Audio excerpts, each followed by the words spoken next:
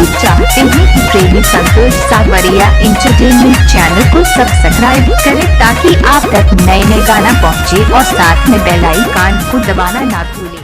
Presented by प्रेमी संतोष सावरिया entertainment.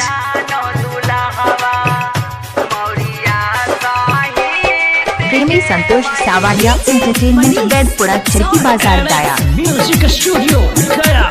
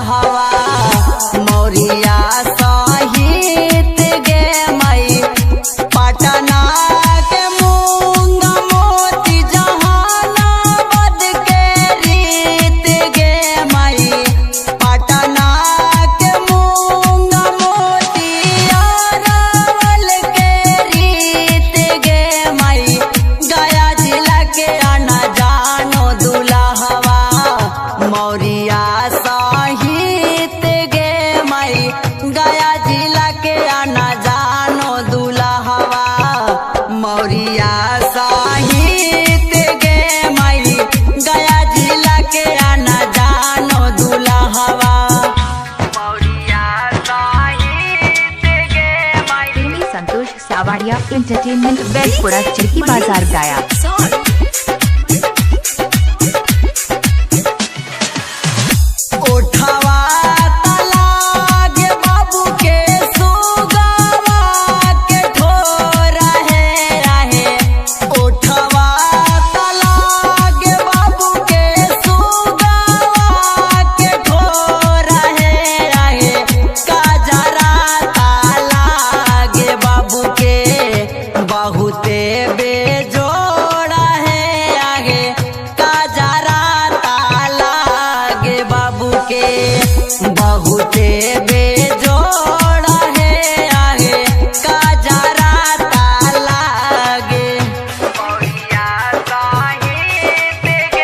Santosh सावरिया एंटरटेनमेंट बेदपुरा चरकी बाजार गया।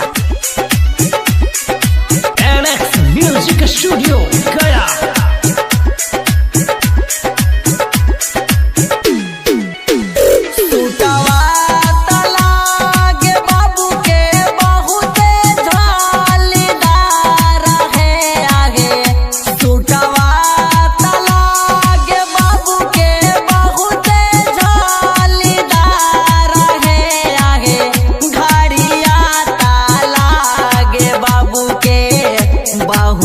चमकदार है आगे घड़िया ताला गे बाबू के बहुत चमकदार है आगे घड़िया ताला गे।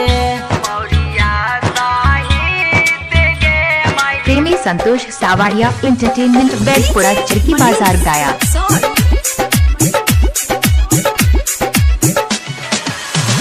गावे गीतिया अरुण छैला सुहावन लागे दुआर है आहे।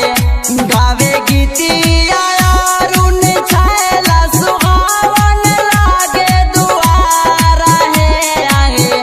झूमी झूमी लाडू हलचल नाचे आंगना हमारा है आगे। झूमी झूमी नाचे आंगना हमारा है आए।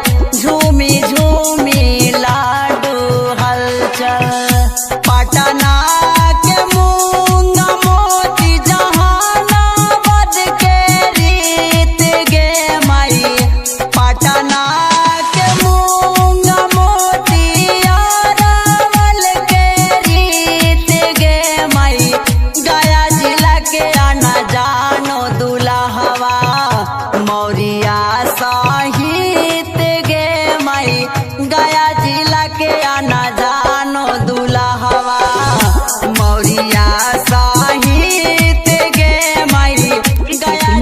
करवाने के लिए संपर्क करें 8252280501।